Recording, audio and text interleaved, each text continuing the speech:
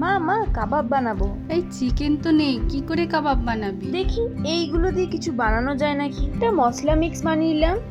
এরপর এর মধ্যে বিটরুট, পনির আর আগে থেকে ক্রাশ করে রাখা সোনা মুগ ডাল আর কর্ন, একটু ক্রাঞ্চ আনার জন্য উপর থেকে কর্ন দিলাম, আর বাইন্ডিং করার জন্য ছাতু। এই মিক্স দিয়ে একটা কেন রেসিপি বানাবো, দুটো রেসিপি বানাবো, একটা বিটরুট কাবাব আর একটা ক্রিস্পি ক্র্যাকারস। প্যানে একটু তেল দিয়ে তাতে কাবাবগুলো শ্যালো ফ্রাই করে নেব।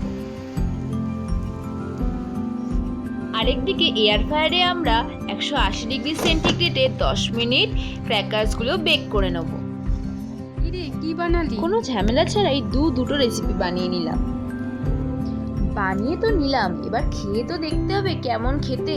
এতটাই ক্রাঞ্চি হয়েছে যে আওয়াজ শোনা যাচ্ছে। এবার কাবাবটা একটু টেস্ট করি। নিজের সাথে কাবাবটা খেতে সেই লাগছে। তোমরাও বাড়িতে বানাও আর খাও।